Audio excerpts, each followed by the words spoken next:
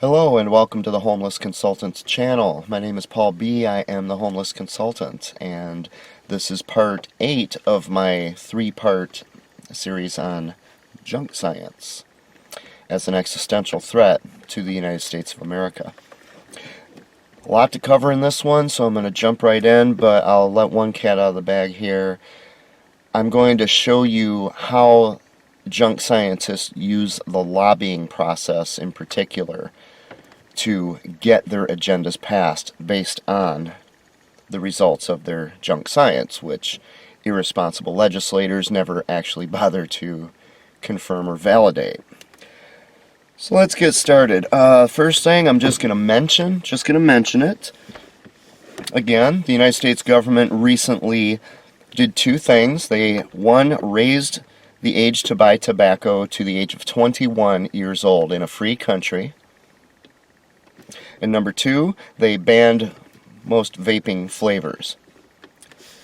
Now, if you watched my last video that focused on anti-smoking, you know what the result's going to be. We're going to have an even bigger drug problem now, as people cannot get access to tobacco as their social lubricant of choice. And by banning the vaping flavors, among other things, we're going to see a black market arise. Extremely predictable things that anyone who studies history would know about, but we're dealing with legislators. And remember, the government, another thing to remember, government is nothing more than a bunch of random yahoos. It's that person, the person over there. It's your neighbor. It's the person who cuts in line in front of you at the store. It's the person who T-bones your car, maybe kills your child. They're just random people. There's nothing special about them. They don't know what they're doing. What the government did with these two things alone is going to be absolutely devastating. And meanwhile, I guess I'll throw in a third. Meanwhile, they're all trying to legalize marijuana, a mind-altering drug.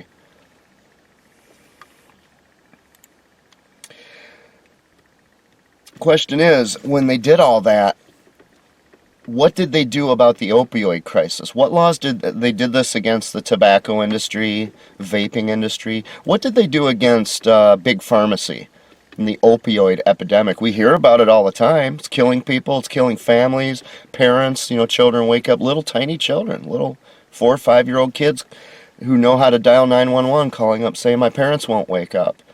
All across the country. I mean, what is it? Something like 32,000 people last year died from the opioids alone. So while they're raising the tobacco age to purchase to 21, what have they done about that? The answer is nothing. I'll just give you the quick answer. The question is, why would they do that? Why in a free country would they raise the age to buy tobacco to 21, way past the age when you're actually an adult, way past the age? And yet they do absolutely nothing about something that is demonstrably killing 30,000 people a year. And not just killing them, but almost by definition killing adults and orphaning children, devastating, possibly ruining those children's lives. But they did nothing. Why would they do that? It has to do with what I'm going to tell you here. Lobbying. Who has the most money?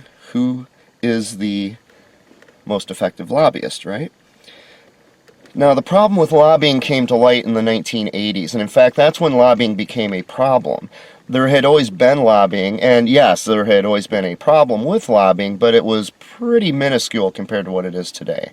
In the 80s, you remember the movie Wall Street, with, was that Martin Sheen, I think? I can't remember exactly, but, it was, what's his name? Michael Douglas. A lot of things changed in the 1980s. One of them was lobbying. Lobbying took off, and instead of, maybe hundreds of thousands of dollars being spent federally in Washington, D.C. on lobbying, it suddenly became hundreds of millions of dollars. And since that time, the lobbying industry, known as K Street in the United States, has been called the fourth branch of government. And I might add the fourth and unelected branch of government, because they are calling the shots.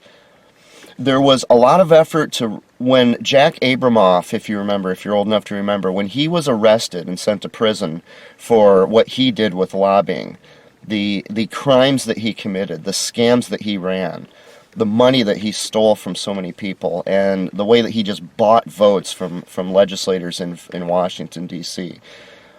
When that happened, the news came out, there was a real movement to stop this cancer in America, this lobbying problem.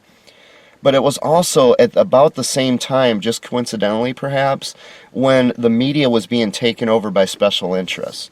You had cable television was pretty new. It was only a few years old. Again, Ted Turner, virulent anti-smoker, founded CNN. Michael Bloomberg, virulent anti-smoker, but only after he quit smoking. It's okay when he wanted to, but what he wants is what everyone else has to follow, because he's Michael Bloomberg, you see, just in case you weren't aware of that. Because he's running for president of the United States. Just in case you were thinking of casting your vote in his direction, you might want to learn what he doesn't tell you on camera. Because his history is one of taking office and then suddenly imposing his will with heavy force on other people. So you might want to just find out what this guy's really about, instead of listening to what he says, because they're two different things, you see. That's his history.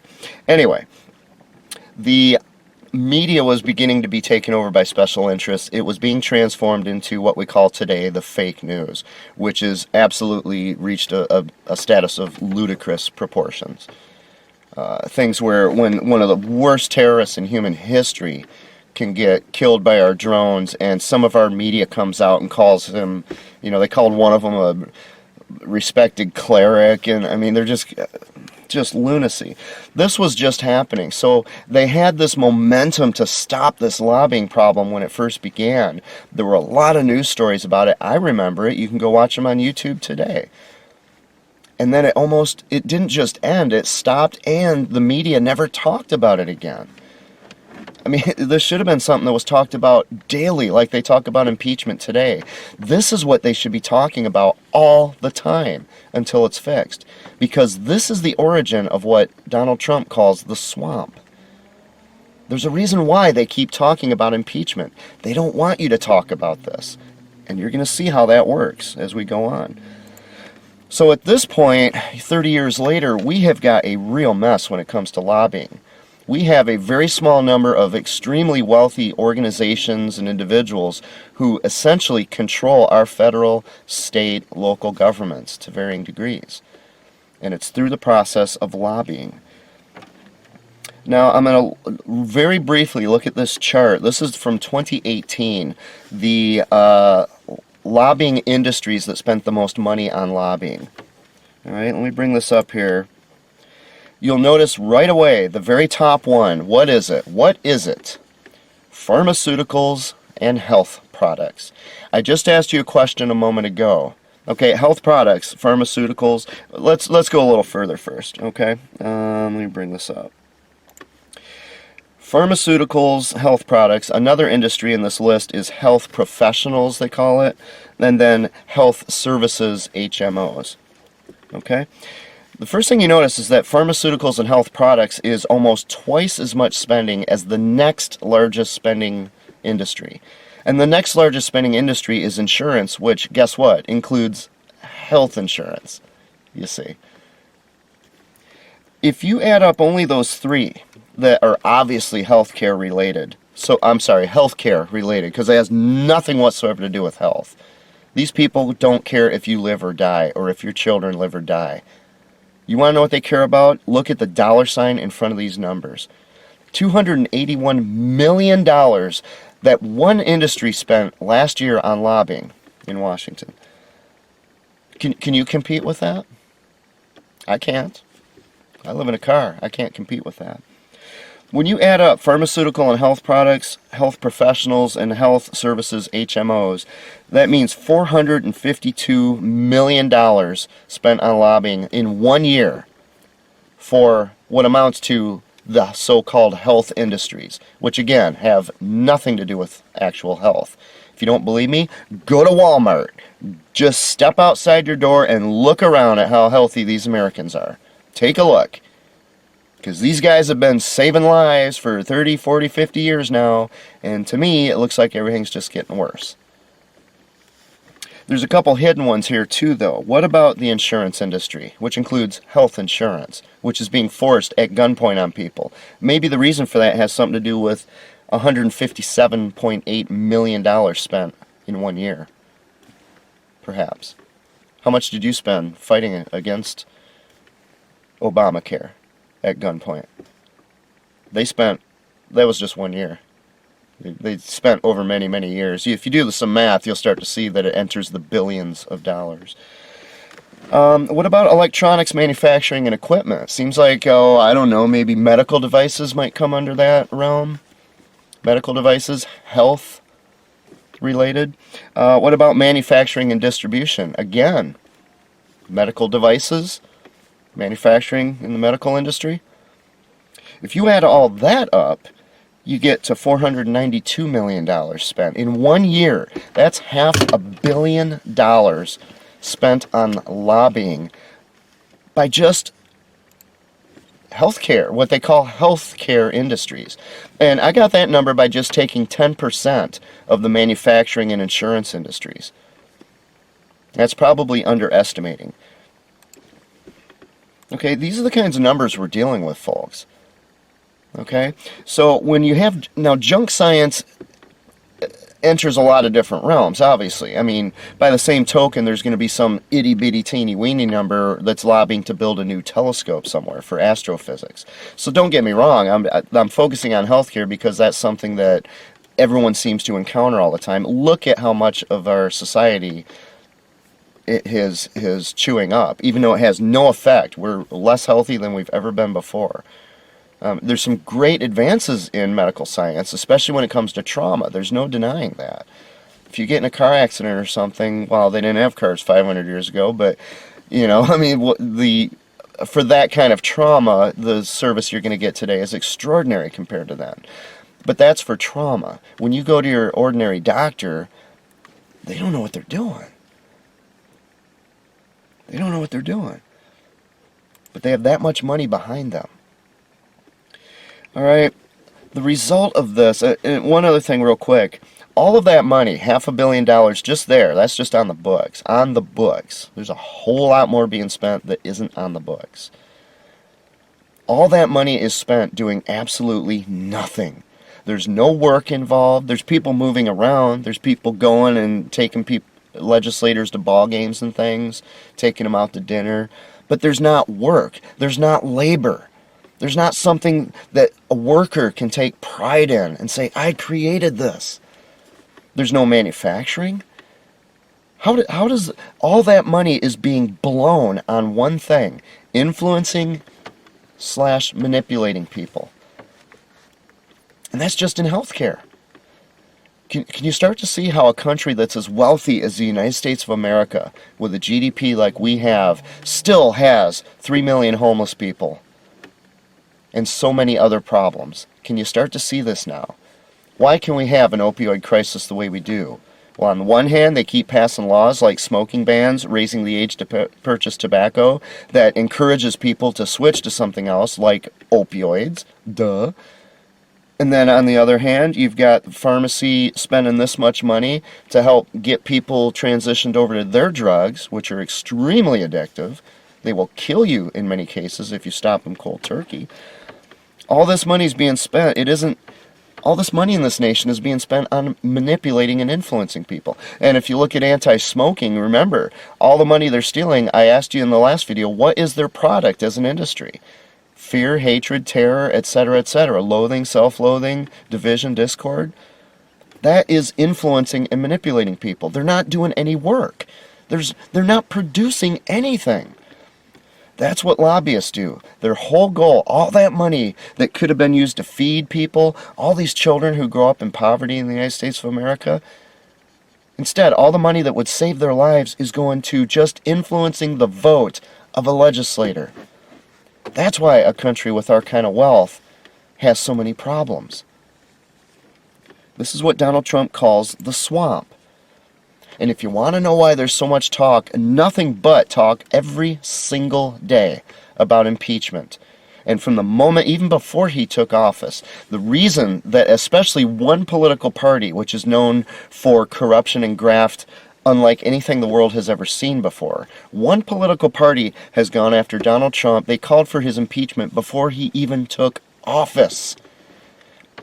Just like Amy Klobuchar, the senator from Minnesota, who's running for president, by the way, publicly said she plans to vote against Donald Trump in the impeachment trial. And she said that long before the thing even went to the Senate. How would you like to have a judge? Let's say you get a parking ticket or someone falsely accuses you of murder. How would you like to go before a judge who says, I've already decided even before the trial begins that you're guilty. So let's just get this thing over with so I can cast my vote because I already know. That's what Amy Klobuchar did. She's running for president of the United States. That's the way Minnesota operates. They don't do a whole lot of thinking. Thinking is anathema to these people. It's cult behavior. I'm a Democrat, therefore I'm voting against Trump on the impeachment. Why would they do that? Because one party is incredibly corrupt, especially when it comes to this kind of thing. Now, both are corrupt. Don't get me wrong. Don't get me wrong. Why would these people crawl out of the woodwork devoting all of our national resources and all of their time to getting rid of Trump rather than actually doing anything that their job requires? And they do it without any fear that they're going to lose their job. They know they're going to get reelected somehow. You're going to see why they know that. Even though they're not doing their job for the last 3 years. All they're doing is going after Trump. Maybe it has something to do with Trump's campaign promise to drain the swamp. In other words, the people I'm about to expose here, the method I'm about to expose here of how junk science or any other influencer is taking over our government, that is corruption, bribery. These people belong in a prison and they know it. And they finally have a president in this office for the first time since who knows when, who wants to go after them and give them what they deserve, what they have earned. He wants to put them in prison. He wants to drain the swamp. That's why they're trying to get rid of President Trump. So again, K Street is about 1 block away from the United States Capitol building in Washington, D.C. When you hear lobbying, the lobbying industry, it's called K Street. All those buildings on K Street are lobbyists. So all they have to do is walk a couple feet. In fact, they usually invite the legislators to walk over to them because they have better accommodations than the Capitol building does. They can live the life of luxury even more over on K Street. And the lobbyists pay for it. Now, I want to remind you of what fascism is. You know, Antifa, whatever you want to call them out there, they're called anti-fascism, anti-fascist. And they're starting fires and raising a ruckus and beating people and just behaving like animals, really. They're just not even behaving like human beings, right? But they're supposedly against fascism. This is how bad our public education system is, another existential threat. Fascism is a symbiotic relationship between corporations, corporate entities, and government. These lobbyists represent corporate entities, not just corporations for profit. You're going to see in a moment who else they represent. Any kind of a corporate entity, which is just a conglomeration of people who get together and pool their resources to pursue some goal. They could pursue, for example, curing cancer. They don't in the United States of America because it's not in anybody's interest to cure cancer, except for people who have cancer. But they don't have a lot of money, do they? But the people who control everything, it's more in their interest to keep it going. Because if you can just keep on getting that radiation and that chemotherapy and over and sell your house to pay for it, Big Pharmacy comes out a winner. Maybe you'll live, maybe you'll die, who knows. But it's a lot better than just, here, take this pill, cancer's gone. So Antifa's out there fighting against this supposed fascism that they see in government. You've got a president who's trying to stop the very thing that Antifa says they're against. That's how bad our public education system is. These people don't even know what fascism is. And they name their organization after it, anti-fascist. This lobbying, this swamp, the very thing that Donald Trump is talking about is what Antifa says they're fighting against. But they're not. They're fighting against Trump. They don't know what the word fascism means. This is how bad our education system is. How can anybody understand the difference between junk science and legitimate science if you don't even know something that simple? What the definition of fascism is. So again, when you think of corporations, fascism, symbiotic relationship between a corporate entity and government.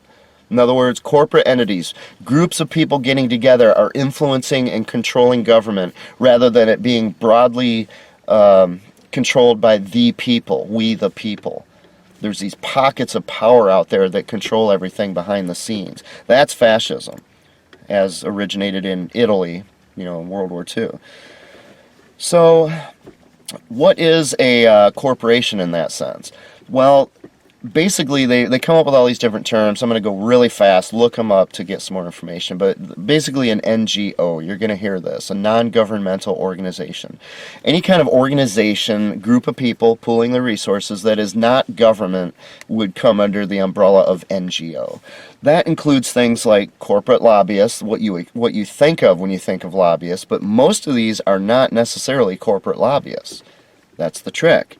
Junk scientists, they're not in most cases corporate, but they're lobbying. Trade organizations, unions, charities, what they call community-based organizations, or CBOs. Remember, Barack Obama, he came out of nowhere. No one ever heard of this guy. He was called a community organizer. That's what we're talking about.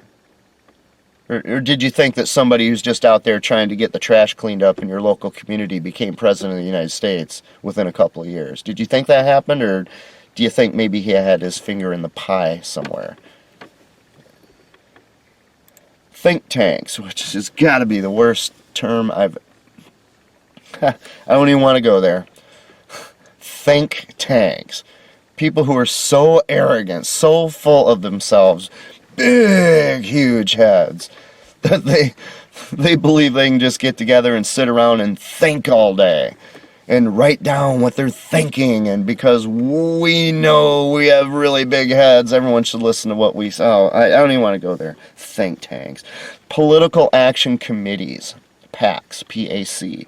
You know what, the job that terminated me and a whole bunch of other people, which is one reason I'm living in this car. That job was in the healthcare industry. They did wonders for my health, didn't they?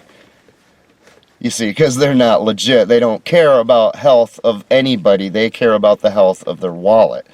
You see, I'll just go ahead and say it. I was in medical devices. I was in the medical device industry, all right? Our company formed a PAC about a year and a half before they terminated me and a whole bunch of other people without any warning whatsoever, which is what threw my life into complete disarray and didn't do any favors for the others who did have family and support and things.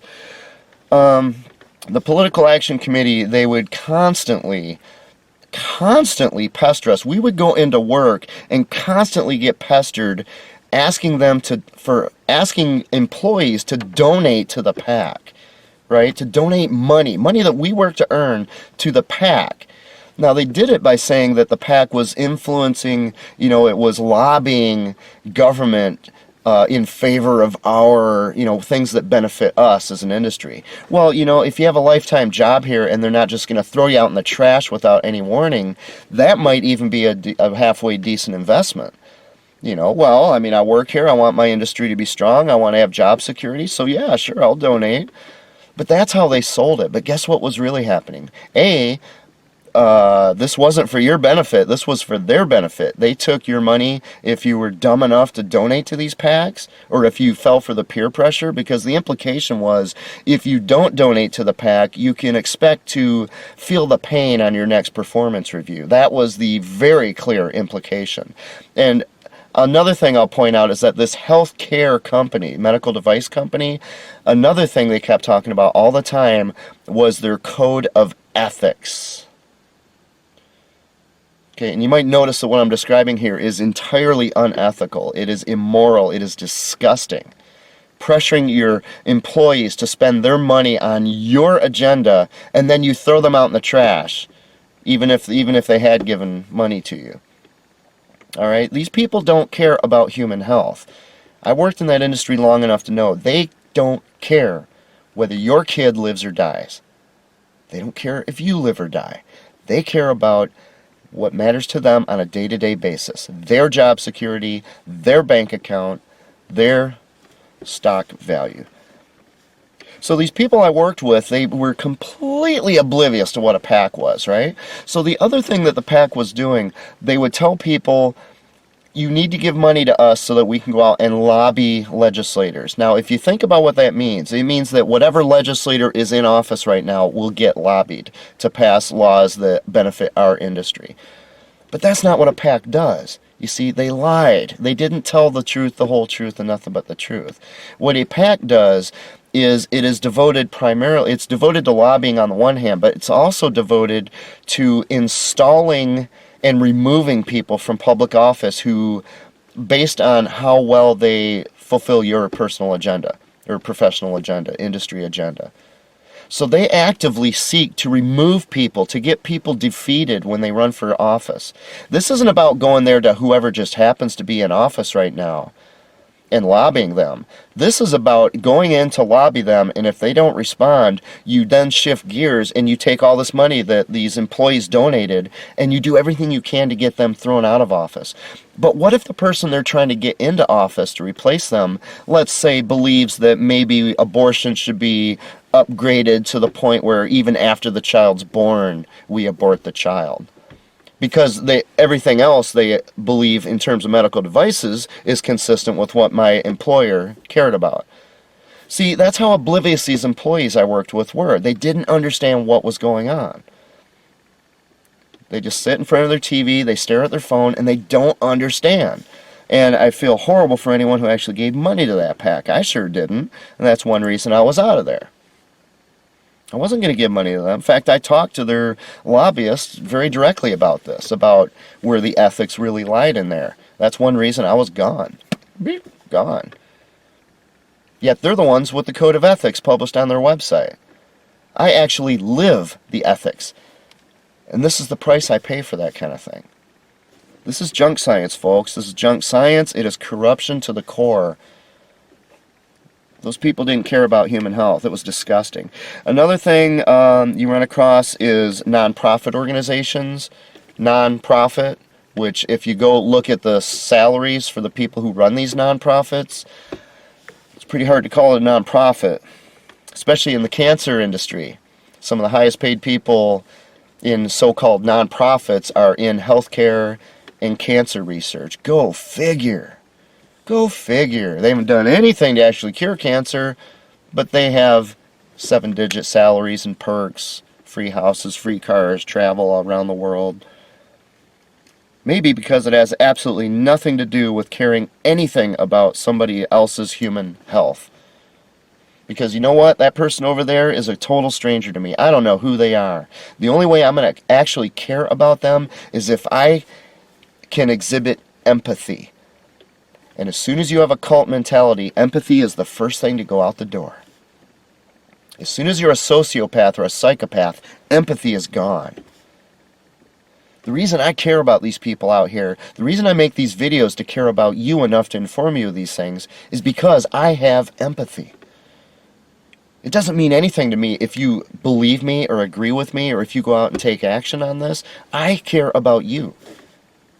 Nobody's helping me. Nobody's coming back and saving me from living in this car for making these videos. See, I will care about that person standing way over there. Maybe not personally, but I care enough about them to do things like this to try to improve their general life. But that health device company I work for, medical devices, they don't care. If that person can't afford their medical device, they're not getting it, and they will die. And they will keep their code of ethics on the website. They don't care. They don't care about human health. Any group that gets together to officially support some cause or an agenda, then it doesn't matter if the agenda is good or evil. It doesn't matter.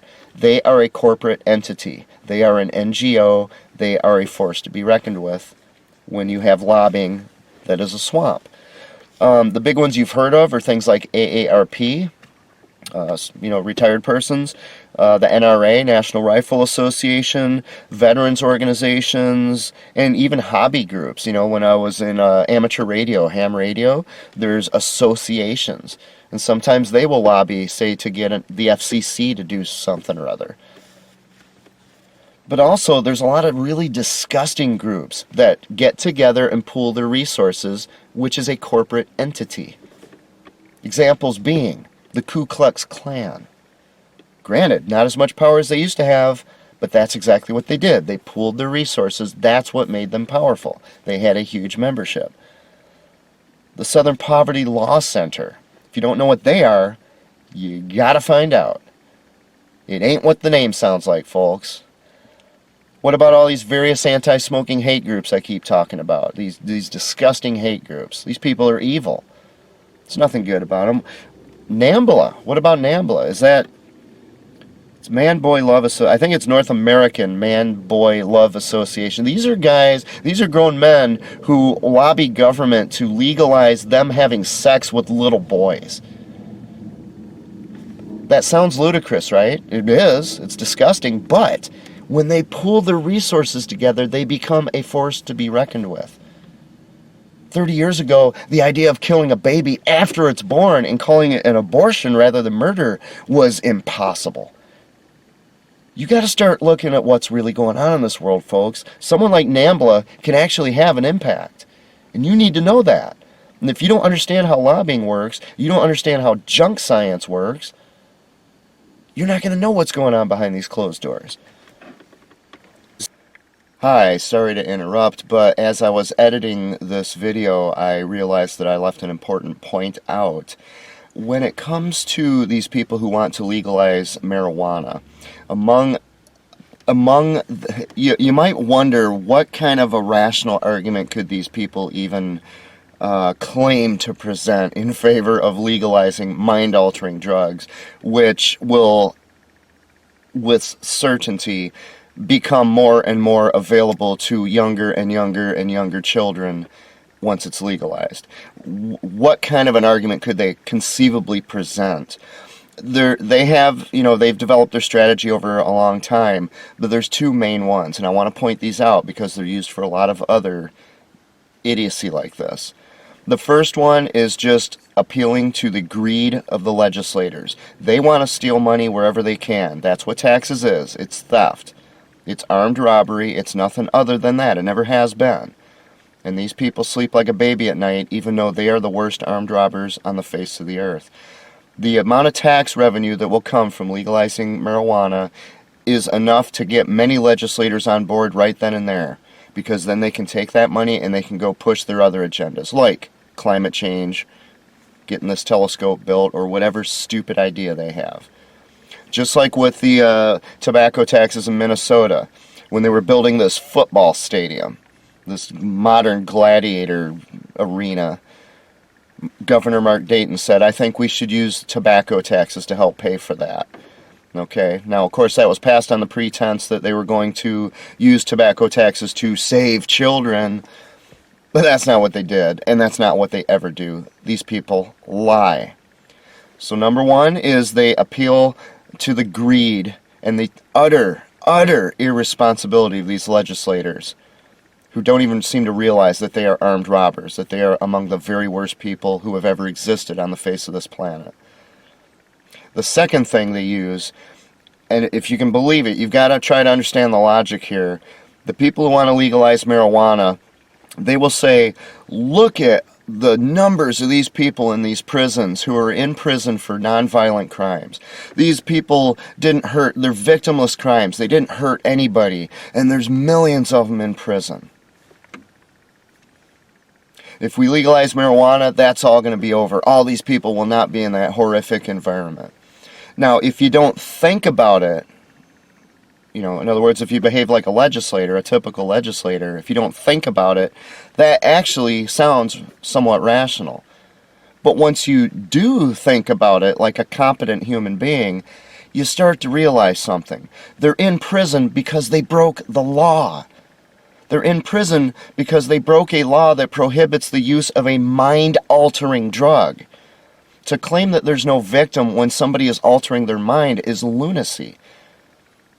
You are a citizen. You are a member. If you're going to be out in this society and you're going to claim that you deserve the benefits, everything from laws, traffic laws, police protection, national defense, if the roads, if you claim that you're entitled to that as a citizen, then your responsibility, among other things, because it's a trade-off, right? It isn't just a free gift to you. You're not just entitled to it. You earn it by being a good citizen. And one of the things you do as a good citizen is you maintain a clear, intelligent, well-educated mind so that you can be the best that you can be for your country and your society and for your family and for your children. And these people who are sitting there smoking up this mind-altering stuff that just turns them into absolute vegetables. And I know they sit there and say, well, it doesn't happen at all. That's a bunch of propaganda. I'm sorry, folks. I've been around too many people who do that. I've watched them over years, what happens to them. It turns them into vegetables. It's a mind-altering drug. That's why they were in a prison. They broke a law, and they went to prison for it. Now, if you're going to go around and you're going to try to convince a legislator to reverse, to legalize something that was previously illegal on the basis that people are going to prison for breaking the law in the first place, let's just take that somewhere else, for example. Because if you look at, let's go back to NAMBLA, right? Man-Boy Love Association, the grown men who want to have sex with little boys. All along, they are never talking about rape. They never mention it. They steer away from it. They're always stating that a small child should have every right to make a conscious decision freely to have sex with an adult. In other words, the age of consent should just be eliminated. Their argument is that a child is competent to determine whether or not they can give their own consent to have sex with an adult. Now, if it's consensual, then it's not rape, it's not immoral, there's nothing wrong with it. So why are all these people going to prison for having sex with children who consented to having sex with the adult? The argument is exactly the same as what these pot smokers are using. And these legislators who don't think do not understand the concept of slippery slope. They don't understand the concept of setting a precedent in our legal system, which is what anti-smokers fought so hard to do. Once you get a precedent in place, then every other lunatic who has some bizarre agenda can go to other states and fire up court cases, and they will appeal to that precedent. And the judge has to listen, because that one was passed. And then you've got two of them who now have upheld this. And now they appeal to the two precedents that exist. And they win. And now you've got three precedents. That's how our legal system works. And people do not understand the power of precedent in our legal system. Just like what's happening with this impeachment.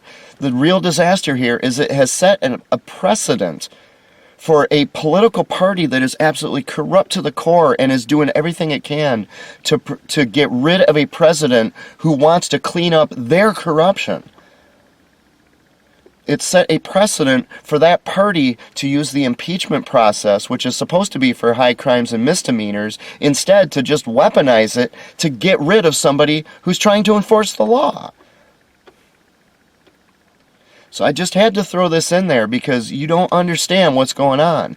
When you see them legalizing marijuana, it just looks like another ridiculous trend. Or if you agree with it, you think, oh, good, finally they're legalizing pot. Look at the reasons they're stating to these legislators. And these legislators are actually listening to this so-called logic. This is how the lobbying process works, folks. Go back to our regularly scheduled programming. Each one of these groups is successful in direct proportion to how much money they have. Because when it comes down to it, lobbying is nothing more than bribery. They're almost synonymous. It has nothing to do with correctness, nothing to do with right and wrong, nothing to do with morality, nothing to do even with proof or evidence, like junk science. It has nothing to do with it. It's about who has the most money, who has the art and the science of influencing and manipulating other people down. The European Parliament, at least the last time I heard, again, I've been in this car for 5 years, but back when, the European Parliament would only listen to NGOs. They will not listen to individual citizens of the European Union. They will not do it.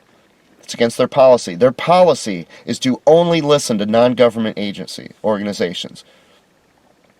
People who pool their resources together. That doesn't sound very democratic, does it? That means if you've got a problem that affects you personally, if that were the case in America, you would not be able to go to your legislator as an individual and tell them about it. You know, my neighbors they keep pouring cyanide in my water. I really need something done about this. Well, you're just one person. You're not allowed to speak to a legislator about that. Go form a PAC. Go form a non-governmental organization. Go through all the paperwork, spend all the money, do that, and then come and talk to us about it. That's how the European Parliament operates. Maybe you understand now a little more about why England would want to exit the European Union. And that's what they want for America, because they don't want the people having any say-so over this government. All right?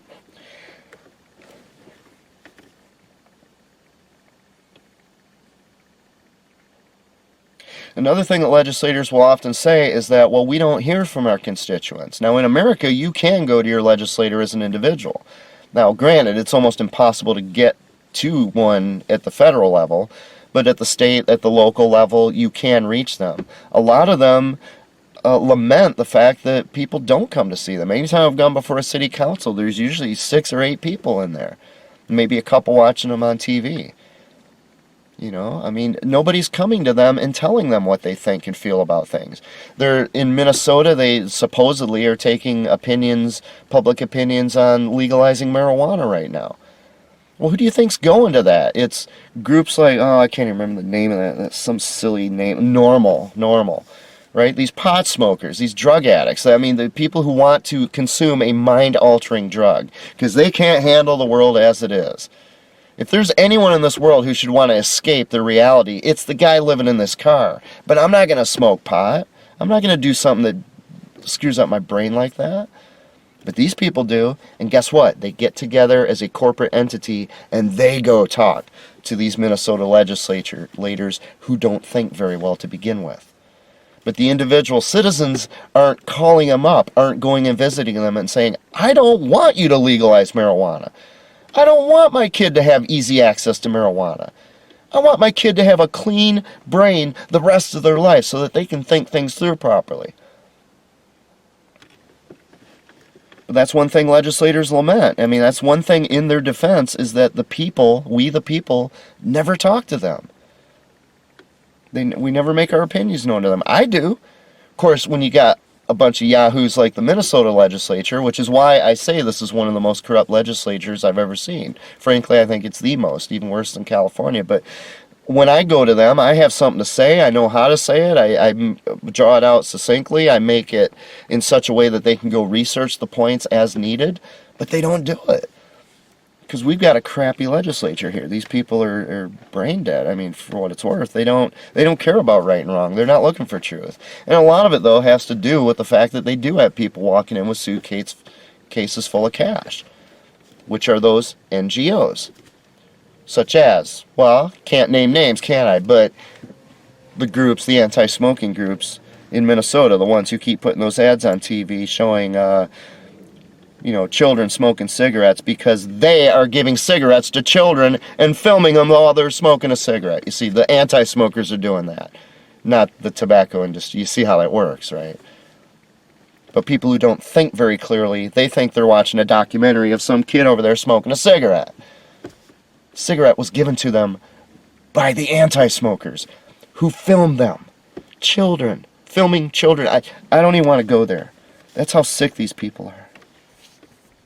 By one estimate from The Guardian, a UK paper, the ratio of lobbyists related to healthcare only in the United States at the federal level in Washington, D.C., the ratio of lobbyists to actual legislators, senators and representatives, is 6-1.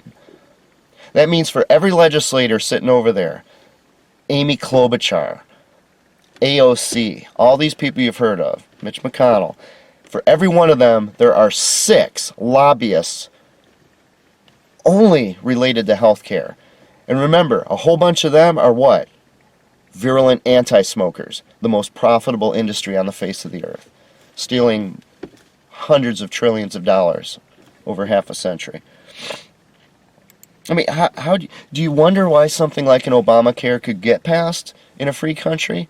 You must purchase health insurance, even if you think it's immoral, even if you think it's corrupt, it's wrong. The government's gun says you must purchase it. How do you get a law passed like that and get it past the Supreme Court? That's how you do it. How do you get a law passed in a free country that says you have to be 3 years past the age when you can go die defending freedom before you're allowed to purchase a pack of cigarettes? You can go to war, you can join the army and go get killed defending freedom, but you can't buy cigarettes for another 3 years. How does that happen in a free country? This is how it happens, folks.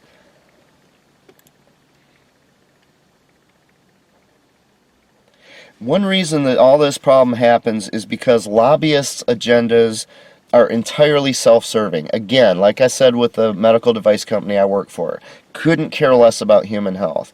Yeah, they love it when someone writes in and says, oh my gosh, your device saved my kid's life. They would send it to all the employees and build themselves, puff themselves up like, oh my gosh, look what we're doing. But they don't care. Look what they did to their own employees. Look what they did to me. And the quality of work I did there was superior as far as I'm concerned, and I think I can back it up. It was superior to just about anyone there. There were a couple others I worked with, and the three of us, to me, constituted a dream team. Any company would love to have people who work together that well and are that efficient. The company just split it all to the wind. What do they care? It's all about money. These lobbyists do not have the public interest in mind. They don't care. By definition, they're lobbying for an agenda, for something specific. The general welfare is not on their radar. They can't do that. They will no longer be employed as a lobbyist if they do care about the public interest. Their job is to do the opposite of the public interest. It's to do special interests. That's what they're paid to do. And a big problem with this is that what lobbying does is it, number one, violates the law of supply and demand all the time. You can't violate natural laws. Remember, one of the other existential threats to America is a complete denial and misunderstanding of the law of supply and demand. Number two, lobbyists, the legislators, they suffer from such poor educations themselves that they don't even recognize what's going on. They're not that good at thinking. Our rotten education system is another existential threat to the United States of America, if you watch my videos. Number three, lobbyists control the fake news to influence public opinion on these issues. Where do you think the climate change stuff comes from? Where do you think the idea of using a 16-year-old girl with autism, who at one point was 15 years old, by the way, and before that she was 14 years old? She didn't just pop out of nowhere. They're stealing this girl's life right in front of the whole world, and nobody is demanding that people be thrown into a prison for exploiting a child like that. This girl doesn't have the foggiest idea what she's talking about. Her sole purpose is to affect the emotions of other people for the benefit of adults who are exploiting this child. Where's the uproar over that? Do you see the uproar over that, over what Greta's doing? There is none. That's because they control the fake news. Another thing that President Trump has said he wants to go after. Number four, incompetent, negligent, and corrupt judges who legislate from the bench, they keep upholding the abominable and unconstitutional laws that are passed as a result of lobbying. Another one of the existential threats I talk about here is judges legislating from the bench. You see, all these things tie together. And you've got to see the big picture, but you also have to see all the connections that bring these back home, bring them together. So now I'm just going to go over, as quick as I'm able, the basic fundamental process of how lobbying works. And I'll admit I'm going to go to the extreme because you need to know that this happens. Most lobbyists do not necessarily go to these extremes, but this is what something that is really evil would do. And you can guess what I'm talking about here. Alright? It's a step-by-step process. It can't fail when there's enough money behind it. Unless we have people of character and integrity in public office. which we don't have. Alright, first thing I need to point out is that you cannot just make an appointment with a legislator at that level, at the federal level. You don't just walk in there and say, hey, I want to talk to, Senator so-and-so. It doesn't work that way. It doesn't work that way. There's a big degree of separation between you and them. Also, if you're paid to lobby, if you're paid to be a lobbyist, you must register as a lobbyist, which means filling out paperwork, filing forms, probably having legal advice. Yeah, I hope you can see how that starts to cost some money. Starts to take some resources that an average Joe or Jane doesn't have. Right there, if you as an individual want to start getting something done because you care, that could be enough to just throw you out of the game right there. Because you suddenly don't have the resources necessary to make that happen. So if you are a lobbyist, and again, I'm going a little toward the evil side, but when you look at what someone like Jack Abramoff did, what can I say? As a lobbyist, you're going to first research all the legislators who you need to influence. You need to research them as if you were an intelligence agency, as if you were the CIA. That should scare the crap out of anybody if you understand what I just said. These are lobbyists.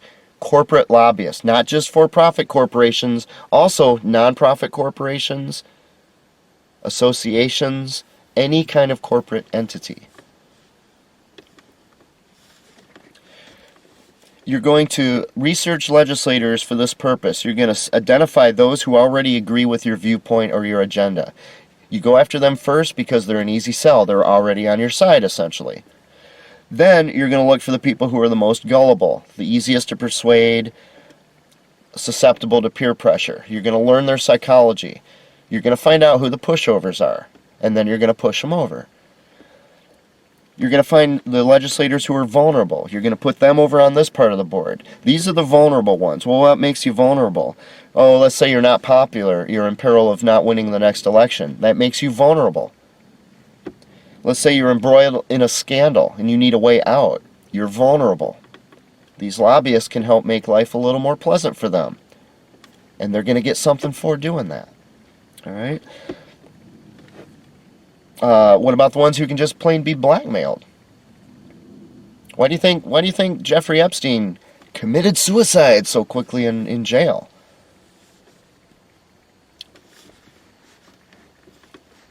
His whole shtick was basically making children accessible to a lot of powerful people in America, such as the people I'm talking about here. People who might not want to be exposed all that much. All right? Those legislators who are just plain known to be corrupt. And therefore, you're easily corrupted if you're corrupt, right? And then, of course, those who are just bought with money. They're totally immoral. They couldn't care less. They just don't care. It's like, show me the money. Show me the money. Whoever shows me the most money gets my vote. I'm just for sale. All right, you identify legislators on those bases. And then you develop a plan of attack to go after them, starting with the ones who are just on your side to begin with. They generally tend to agree with whatever it is you're trying to do. All right, because they're the easiest sell, and you don't have to do anything illegal to bring them on board.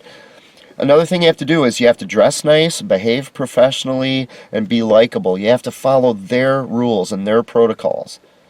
You can't go in smelling like I do right now. Although I will say this, these lobbyists in Washington, and you can just search for this on YouTube as well. If you go into the Capitol building in Washington, you'll have a bunch of people who smell like me standing in line at all the legislators' offices. Those are homeless people in Washington, D.C. You see, these lobbyists will pay them $5 to stand in line in their place. And then the homeless person gives them a quick call, and the lobbyist runs up. When they finally get to the door, the lobbyist comes in with their suit and their briefcase full of cash. And then they actually take the step into the room to talk to the legislator. If you don't believe me, do a YouTube search and watch it for yourself. That's how disgusting these people are. They will take advantage of homeless people like that. Meanwhile, the legislator inside, even though there were whole lines of homeless people out there, all they're doing is walking past and looking at these disgusting, smelly homeless people. How much do you think they want to help homeless people, these legislators?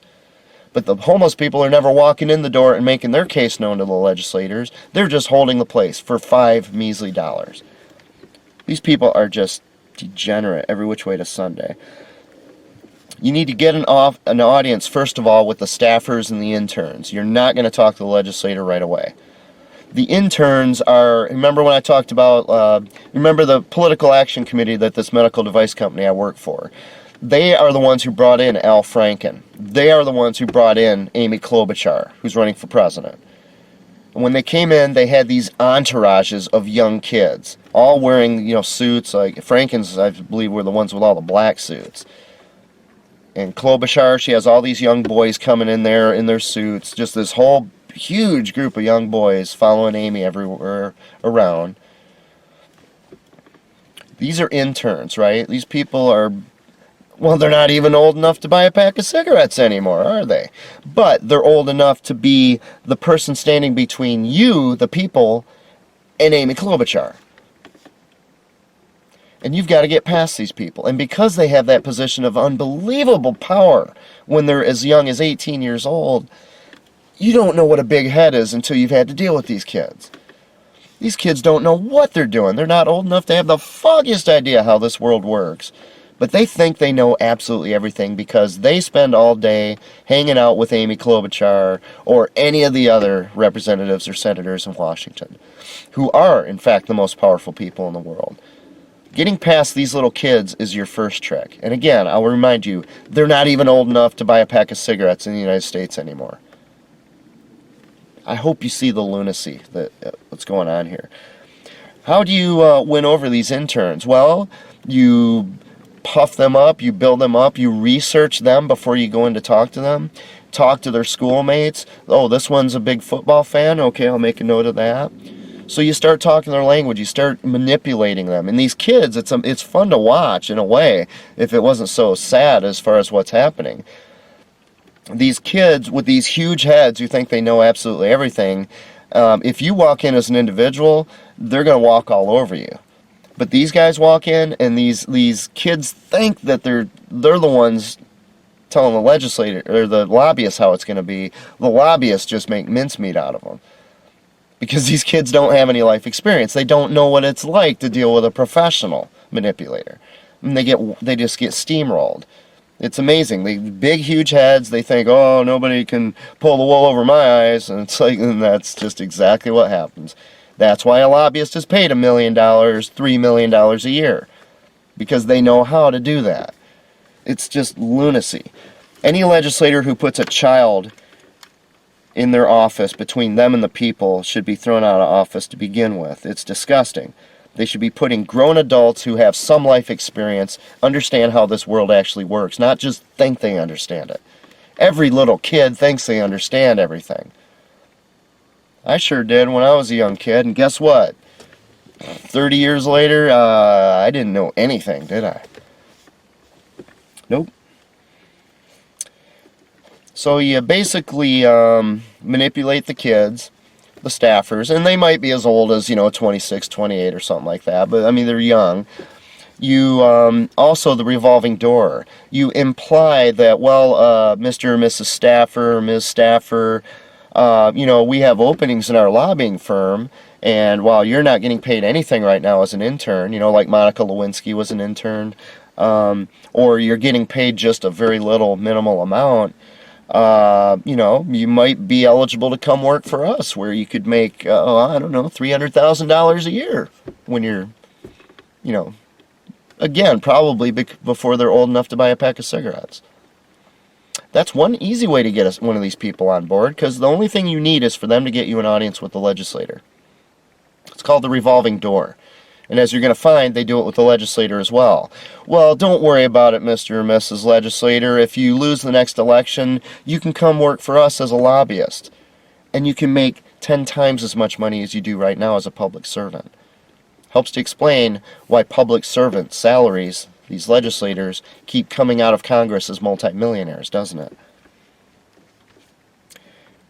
So you pitch to the interns, the staffers, the kids there, you pitch to them by whining and dining them, you buy them concert tickets, you stroke their egos, you just, Oh, you just play them like a fiddle, because that's what a professional manipulator does. That's what a lobbyist is paid to do so well. And these kids are sheep to the slaughter. They don't have the foggiest idea what's happening. You use clever language to make sure that they know that you can help the legislator, which is, of course, to help them. You can help them get other legislation passed that they want to get passed. Maybe even stuff that you morally disagree with, but what do you care? You're a lobbyist. You have a single-minded agenda, and if you have to get something passed that you think is wrong, what's it matter? You want to get paid. What if the person needs help getting reelected? Job security. Can you imagine that you don't know the meaning of terror until you've seen a legislator who's at risk of losing their job and they have to go out and actually get a real job where they work for a living? That's the meaning of terror.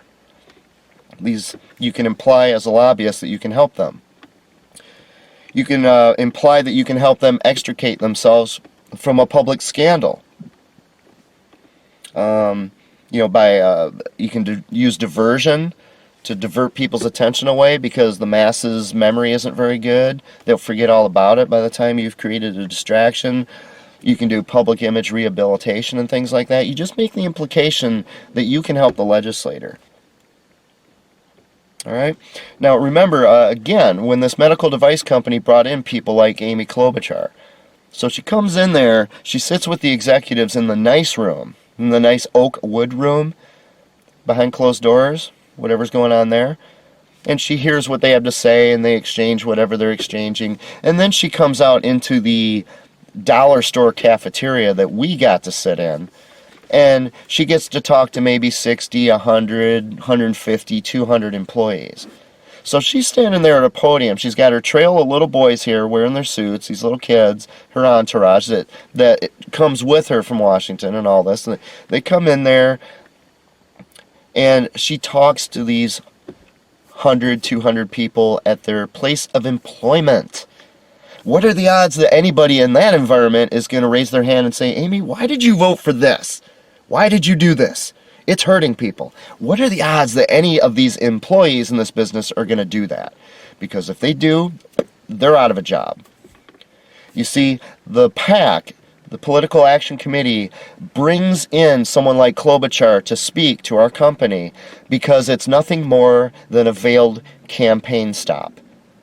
And it's the ideal campaign stop. It's the type of campaign stop where nobody can challenge you, because anybody who challenges you is going to lose their job. The people watching are terrified. They're not going to raise a stink. This isn't the place that they're going to say, how dare you, Klobuchar, do such and such.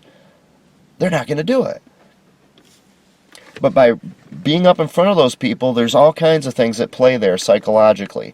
Just the fact that you've seen somebody in real life who you saw on television instantly jacks up the odds that you're going to vote for them. Makes no rational sense. Gets back into tribal mentality, cult mentality. And they know that. And that's why someone like Klobuchar will do that. She'll come to our company to talk about something she knows nothing about for 5-10 minutes, maybe a half hour, and then she's going to come out for the real deal, which is to speak in front of the employees, which is nothing more than a campaign stop. That could result in a good 60, 100 votes for her in the next election. Doesn't sound like much, but when that's all that you do when you're in office, instead of, I don't know, doing your job, for example, that adds up to tens of thousands or more votes. Paid for on the public expense, by the way, because they don't consider it a campaign stop, even though that's exactly what it is. They look at it as a fact-finding mission to see what our industry needs. You see, it's a sleight of hand. It's a way of getting your tax dollars to pay for their campaigning. And yes, Amy Klobuchar did it. And she's running for president of the United States. If that's the kind of thing you want in the White House, give her your vote. Alright, so you're going to try to win over these staffers to get an audience with the legislator. Once you have an audience with the legislator, you basically do the same thing all over again. Only this time, instead of being a little bit vague about how you can help the person, you start laying out the quid pro quo pretty clearly. We represent this many people. We can finance a rally for you for your re-election campaign. How much money do you need for re-election? How much do you need right now? You need $5 million? All right, we can help you out with $700,000 of that. We'll run a couple campaign rallies for you there. That'll probably bring in another $1.5 million. And they just start laying it out. Now, you as an individual, if you walk in to talk to one of these legislators, are you going to be able to promise them something like that?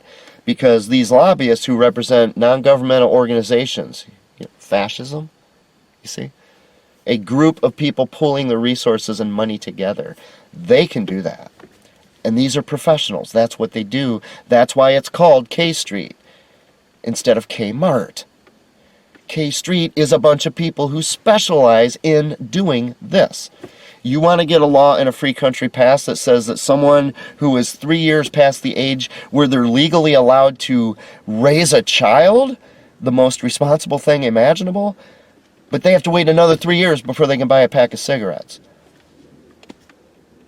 You want to get a law that is as fundamentally irrational as that passed in a free country? This is how you do it. And don't forget all the other ones that we went over with the legislators.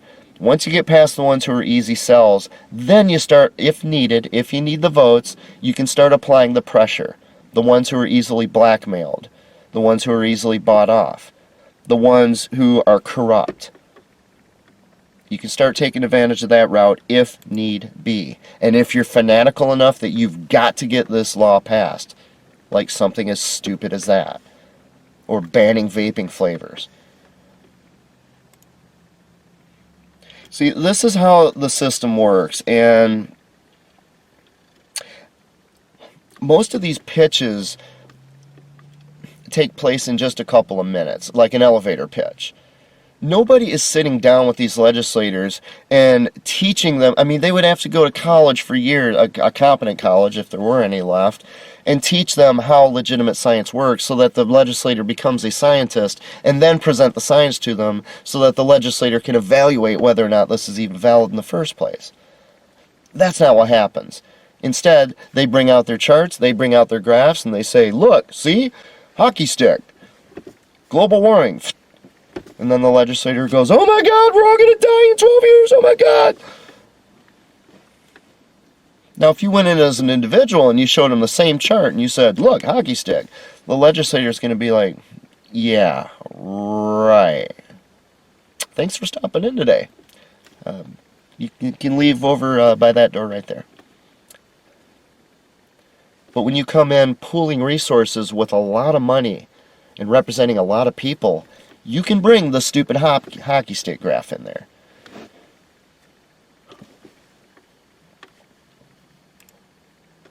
Once you have a legislator on board, you're going to do a couple things. For one thing, you're going to encourage them to go on the public record as soon as possible in support of your agenda. Doesn't matter how minor it sounds, you try to get them to say anything publicly that even sounds like they might support your agenda. Once they do that, they're stuck.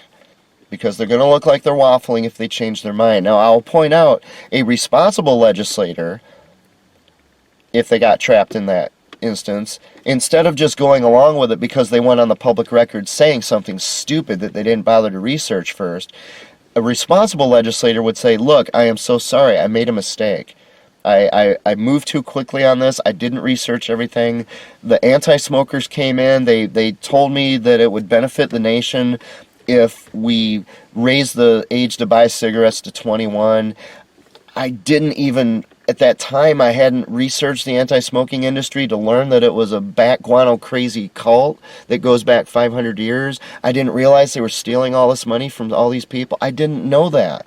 I am sorry, and I've learned my lesson. That's not going to happen again. That's what a responsible legislator would do. An irresponsible legislator would just go out and say, I'm seriously considering, we may need to consider raising the tobacco purchase age to 21. And once they say that, they're like, they can't go back. They're going to be waffling if they do. So you try to get your legislator, because you basically own them at this point, you try to get them to make any public statement in support of you, because they can't back out of it for what it's worth, unless they have character and integrity, which these people don't have, do they? Every once in a while, you'll find a legislator who does have that kind of character and integrity. What happens to them? They were gone.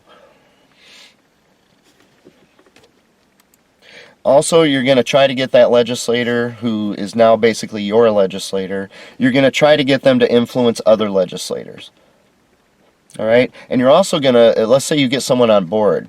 Let's say you get Amy Klobuchar on board for whatever your agenda is, whatever it is. All right, so then you go over to Nancy Pelosi and you say, "No, Nancy, you know what? We've got Senator Klobuchar on board." And Pelosi's like, "Oh, really? What? Oh, really? Senator Well, not Klobuchar. Pelosi'd probably say, who?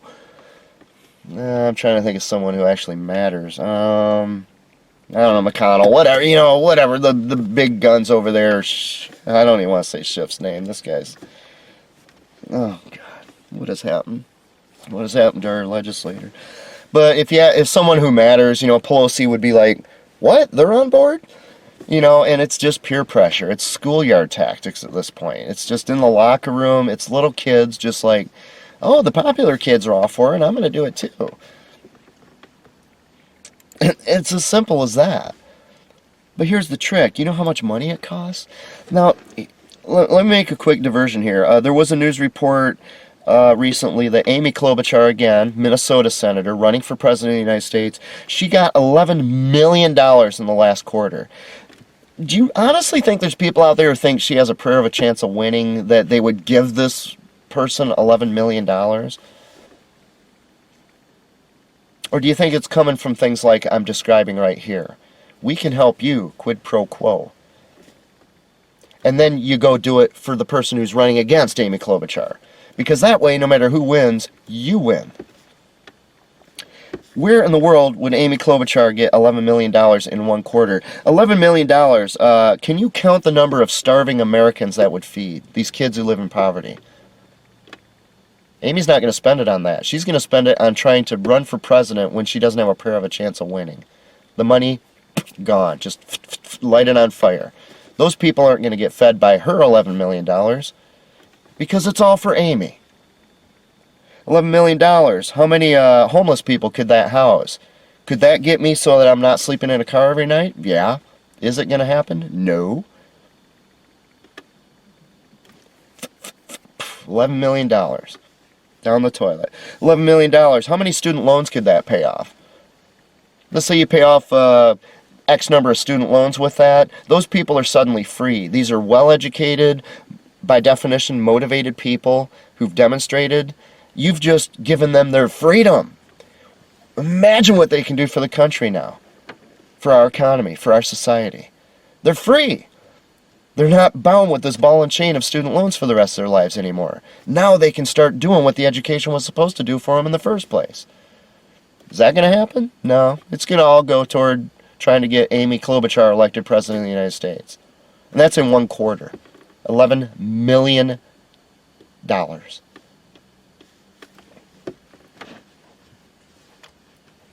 And I have to eat ramen noodles so that I can afford to buy a $15 mouse. Yeah. It's a swamp, folks. It is a swamp. There's no morality in this. Once you've got a legislator on board and you basically own them at that point, you just repeat the process with other legislators. Now keep in mind, most legislators actually, honestly, truly do not believe that they are corrupt or that they're lazy or that they're not very bright. They honestly, truly don't believe this. What they usually are is amoral. They just don't have a morality. They think they do, but they really don't. I mean, they can sway one way or the other. They're self-absorbed. It's all about them, such as, oh, people gave me $11 million so I can run for president when I don't have a prayer of a chance.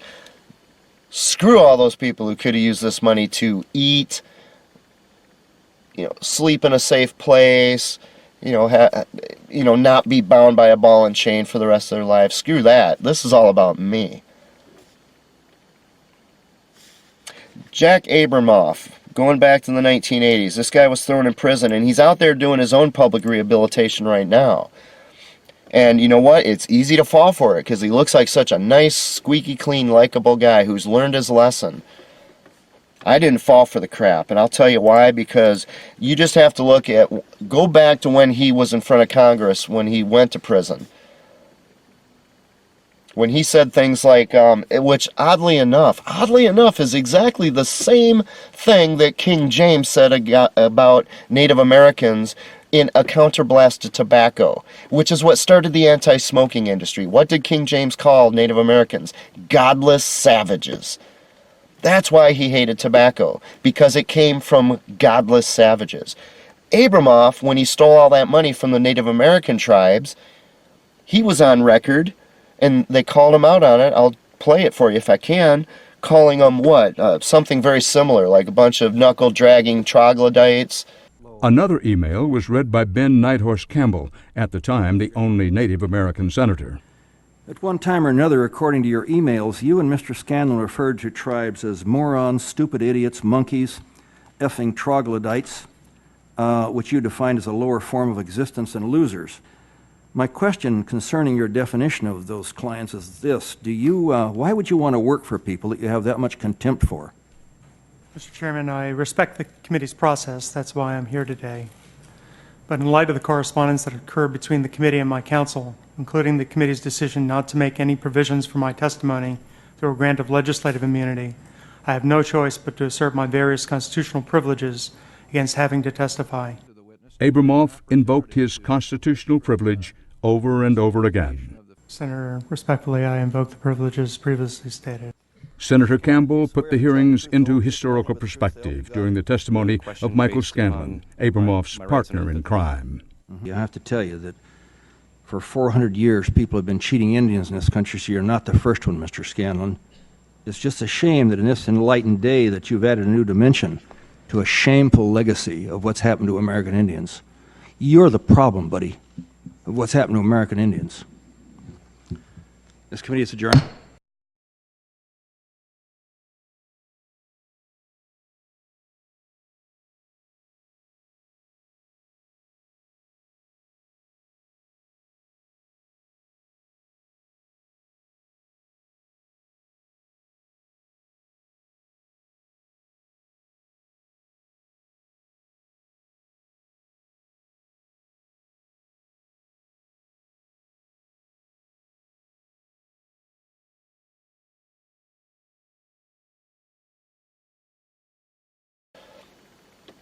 No, this guy doesn't get rehabilitated in my mind. Nobody with any kind of a soul would ever say that about Native Americans in the first place. For him to say it 30 years ago, you've got someone who believed it 30 years ago. And you're going to have, it's going to be a much bigger sell to prove to me that he has changed his tune in 30 years than him just going on a publicity tour selling a book. Jack Abramoff represented the problem with this swamp. And he went to prison for it. Not for very long. People go to prison for much less crimes than that. For a lot longer. But, having said that, he's playing both sides against the middle here to benefit himself. These are quotes from Jack Abramoff. Quote, Congress is completely for sale. They're not consciously for sale, most of them. And most of them would deny that anybody is buying anything from them. But anytime you give something to somebody, if you're a normal human being and you get something from somebody, what are you going to feel? Gratitude, right? At some level, somebody does something nice for you, unless you're a jerk, you're going to be thankful. Unquote. That's Jack Abramoff, the kingpin of all lobbyists. What did he say first? Congress is completely for sale. He goes on in that same conversation to say, quote, very few people have a discussion along the lines of, I'll do this for you, but you have to give me some money for it. Normally, there's never a conversation like that. Instead, there's, I'm your friend, you're my friend, what do you need? Oh, well, I'm trying to raise $1 million to get reelected. Okay. I'll take care of $300,000. I'll throw a fundraiser. Don't worry about it. Oh, okay, Jack, great. What do you need? Well, I've got clients who have these interests. Oh, I think I can be helpful with that. That's the discussion. Unquote. Everything I just acted out for you is the quote from Jack Abramoff. That's how it's done, folks. They don't have to go in there and open up the suitcase and show the cash and walk away knowing they've got the vote in Congress. That's how it happens. And that's why so many of these legislators do not think that they're being manipulated. They do not think that they're being bought. They actually think they're honest people. But they're giving in to bribery. That's all it is. It's bribery. Quid pro quo. And folks, aside from my stomach hurting this badly, I have to go to the restroom so badly, and I have to drive about a quarter of a mile to do it. So I'm going to have to pause this video right now and take care of some business. I apologize. I will be back to finish this up.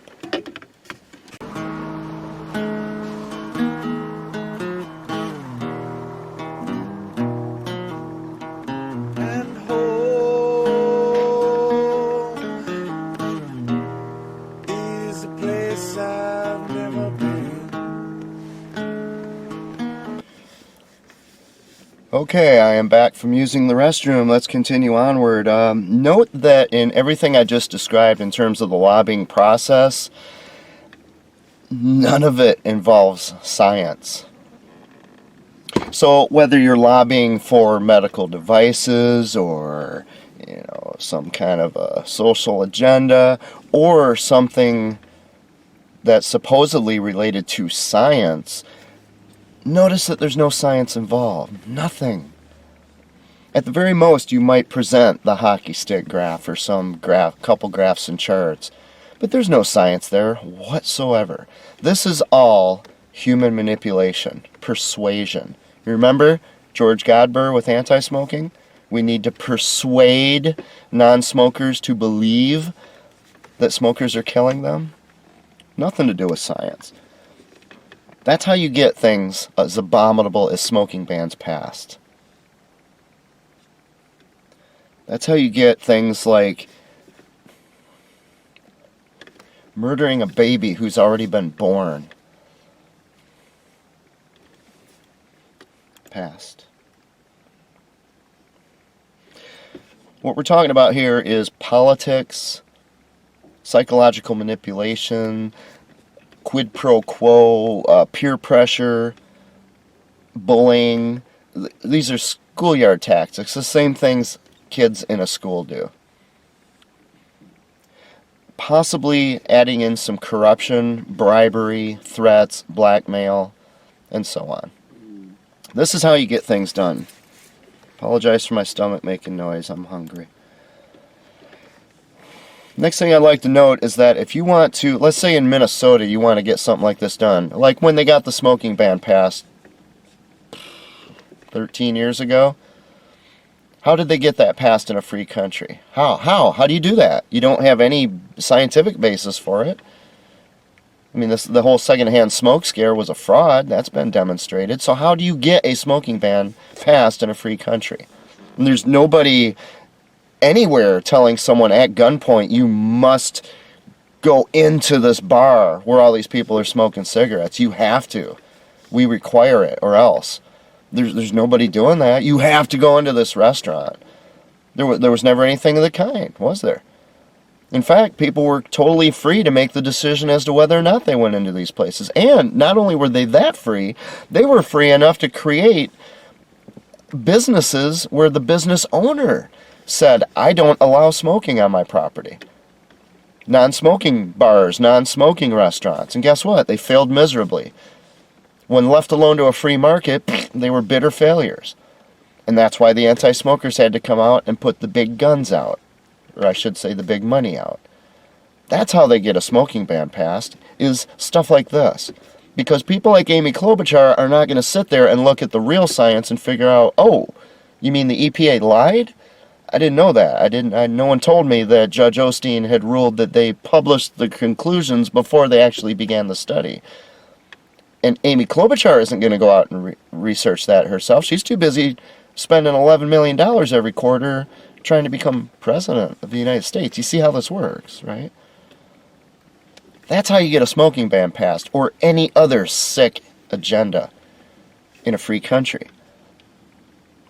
And then, once the smoking ban is passed, then you've got somebody with a gun. See, before, nobody was there with a gun saying, you must go into this restaurant where people are smoking. You have to. We require it, or else. But now, it's like you don't go into that restaurant smoking, because we've got a gun on you now, you see. Who's the real violent one here? Who's the real threat to other people here? The smokers or the anti-smokers? Because only one of them is wielding a weapon. And the same is true with any of this junk science. Climate change. Who is destroying the life of this girl Greta, this child, right in front of everyone's eyes? Who's doing that? Is it climate change deniers who are doing that? Or is it the people who are pushing the climate change agenda, who are exploiting a child right in front of our eyes while nobody does anything about it? It's another good way to identify junk scientists. Now, anti-smokers themselves, they couldn't do things like smoking bans and all that until they had enough money to make something like this work. You need to understand, for them to do that in Minnesota, there's 200 legislators, and they need to get enough votes to get something passed. So they have to get enough legislators on board. And then some extras as padding, just in case some don't show up or they change their mind or what have you. That's in one state. Then they have to do it in all 50 states. And then they have to go nationally and do it. You see, when you're dealing with it at a state level, you're going to need maybe hundreds of thousands of dollars. Okay? They had it because they were stealing far more than that from smokers and getting the money funneled back to them by these legislators. And then the money went back to the legislators as campaign contributions. It's called bribery. Let's just call it what it is. It's bribery. See, these guys will engage in that kind of thing. I wouldn't. I can't stand junk science. I hate the idea of anybody stepping on someone's freedom like that in a free country. This is the greatest country that's ever existed, and people who are trying to destroy this country, you don't know how badly I will fight against those people, but I will never, in that fight, take a sack of money in and buy a legislator to get that. I will never do that. But they will. Climate change people will. Medical device industry will. If it takes hundreds of thousands of dollars to get enough legislators on board in a state, how much more is it going to take at the federal level? You've got all those representatives, all those senators.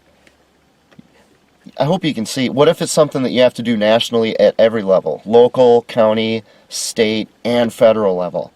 At that point, you need billions of dollars to make this happen. It starts to make a little sense out of that chart I showed you earlier, doesn't it? Where the health industries in particular are already spending $500 million every year. That's how something like Obamacare gets passed in a free country. Even though Obamacare does nothing but guarantee that the price of health care, such as it is going to skyrocket. Because according to supply and demand, if you have more money, they're going to charge more for it, because they can. So if you bring in insurance to pay for it, it's paid for. You can raise the prices now. Duh! If you can't afford your education and someone provides student loans, the money's there that wasn't there before. Now they can raise tuition because there's something to pay for it. Duh! Tuition skyrockets. Duh! It's the law of supply and demand. But these people don't care about that. They only care about their agenda. If we elected officials, public officials who were not negligent and incompetent and corrupt, this couldn't happen. But we don't elect them. We elect other people instead. And collectively, they comprise what Donald Trump calls a swamp. What these people are doing should, by all rights in a just country, put them in prison. It should definitely put them out of office, but many of these people should be sitting in a prison.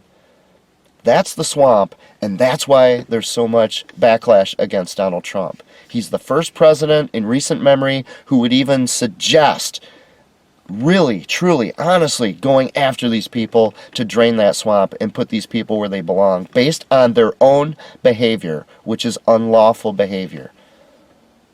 They took an oath of office to live up to the Constitution, to defend the Constitution, and instead they're subverting the Constitution left and right as special interests basically bribe them to do so. These people are traitors. They should be in a prison, and frankly, in many cases, they should get worse than that. They should get the punishment that a traitor deserves, because they've sold out their country, they've sold out the people, and these people are so disgusting, they've even sold out their own children and grandchildren, their own progeny. Those kids are never going to be free either, all because of them. And Amy Klobuchar is trying to figure out how to spend $11 million today. Maybe she can get a nice handbag, because she isn't going to use it to feed anybody. She isn't going to use it to house anybody.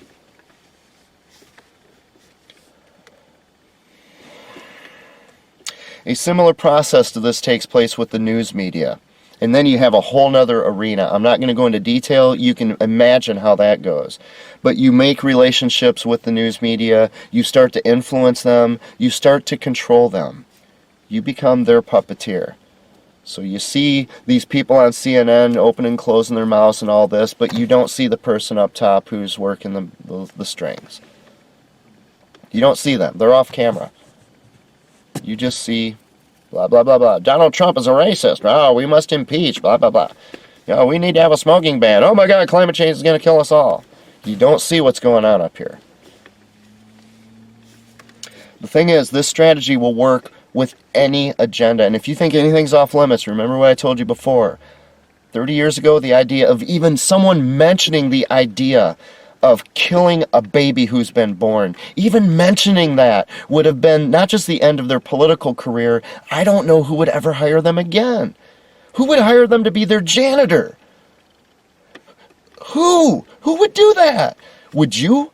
If you owned a business, would you hire somebody who promotes the idea of just taking a born child and murdering them? That's 30 years ago. In 30 years, that has changed. And you've got people like NAMBLA, Man-Boy Love Association, people who want to legalize pedophilia. You've got them lobbying. It's very light right now because they don't have a lot of money. They've pulled what resources they have. But guess what? A lot of these people in government enjoy that kind of thing. Jeffrey Epstein. And if we get rid of someone like Donald Trump who's trying to clean up that swamp, these people are going to learn a lesson and they're going to say, look, that was a close call. If we had left Trump in office much longer, we might have got what we deserved here. We need to legalize pedophilia or we're in a heap of doo-doo. Because the people riding on the Lolita Express are these legislators, folks. Remember the part about, if all else fails, blackmail. That's how you get the Supreme Court, a Supreme Court Chief Justice, for heaven's sakes. Everything he's ever done in his entire life opposes Obamacare, and yet he supports Obamacare. Something was going on there. I don't know what. I don't know what. I'm not even implying that he has anything to do with pedophilia. But there could be something else. Something completely unrelated, but enough to where these people, these lobbyists, can apply that kind of pressure to get even a Chief Justice of the Supreme Court to pass something that he apparently personally disbelieves in. This is a swamp. And when it comes to junk science, any junk science agenda can be pursued here. Mandatory vaccinations, even though you have no idea what's in there. Chipping people. Putting chips in people. Whether you look at it from an economic standpoint or a control standpoint, employment, government paperwork, identification. Show me your papers! Well, I don't have any papers, but I have a chip in my hand. Same thing! Just the modern version of it. Any of these agendas. You worried that people are starting to figure out that the Big Bang was a bunch of crap? but you want to build another huge telescope so that instead of getting a real job, you can go sit at your telescope and manufacture all this evidence for a Big Bang. This is how you do it. You hire some lobbyists, and guess what? You've got your multi-billion-dollar telescope paid for by tax dollars. Same thing with evolution, with any of this nonsense. Any of it. This is why everyone's so aggressive about going after Trump, folks. You see, even though he's a businessman, he has dealt in these circles his entire adult life. And when he wasn't running for president, that didn't matter. He's just another person. Yeah, that's why you see a picture of him with Jeffrey Epstein. But like he said, I didn't like the guy. I mean, yeah, you're going to encounter these people, but he stopped having anything to do with them. In fact, he threw Epstein out of his place, out of his home. Trump is the one who took a stand against someone like Epstein once he figured out that the guy was a sleazebag. I don't see where the Clintons did that. The Clintons seemed to embrace him. Prince Andrew seemed to embrace him. You see? But Trump encountered these people without necessarily knowing who they are because he was a part of their inner circle. He was wealthy. He was famous. He got into with the television shows. He knew all this stuff was going on. It didn't matter because he had no power to do anything with it, and he showed no inclination that he was going to do anything. But once he's elected president, this guy can suddenly clean up the swamp. Suddenly, somebody who's not one of them, he just floated around in their circles kind of as almost a laughingstock. This guy's now the president of the United States. He can clean up the pedophilia that's going on in our government. He can bring back freedom to a free country that has had its freedom absolutely decimated, starting with anti-smoking, who built the playbook for all these other infringements of our freedom. The Second Amendment, so clear. How much clearer can you make it? Congress shall pass no law infringing the right to keep and bear arms. No law. Nothing. Not registration. Nothing. No law. But these corrupt people keep passing these laws. We've got someone there who might want to reverse this and bring us back to what the country was. You know, back when we didn't have mass shootings, mass school shootings, when we didn't have an opioid crisis, when we didn't have this fear and terror and division between smokers and non-smokers, and instead they worked together in unity to bring us from the Stone Age to the Space Age. Yeah, they want to get rid of Trump, all right, because what I'm describing here is how our government works. That's why K Street, the lobbyists, which is predominantly ruled by healthcare or something related to, quote, health, which has nothing to do with actual health of people. Again, look around. If you can see past the person in front of you because they're this wide. We have someone in office who's trying to put an end to this, and he's being thwarted at every turn, and everyone's being distracted by this impeachment nonsense. Anyway, I don't want to go there. The point is, you now understand at least the fundamentals of how lobbying government works and how these groups managed to take over our government as what's called the fourth branch of government, unelected branch of government. The reason I'm so upset about it as I go through this, other than all the things I know that's going on that I don't even have time to talk about right now, this swamp needs draining, but there's another swamp that needs to be drained that is attached to this. You know, sometimes you have a lake and there's a tributary between them. I just described the swamp of this corruption in government, legislators and lobbyists. There's another swamp over here called junk science. Academia, the cult of academia. That needs to be drained as well, because this cult of academia and junk science is responsible for so much of this swamp that we're stuck with today. Because once they wrote the playbook and once they manufactured this lobbying industry, which came out of, again, pharmacy, anti-smoking in the 80s, they are the ones who took this kind of thing and turned it from something that had gone on for a couple hundred years as a relatively minor problem and turned it into one of the biggest problems we have. to the point where they're even passing laws that blatantly contradict the Constitution, and the judges uphold it. A free country, and you have to be 21 years old to buy a pack of cigarettes. People, this isn't science. This is junk science. And junk science comes from academia, which is a cult. I'm going to have one more episode on junk science here where I'm just going to bring everything together. Thank you so much for watching.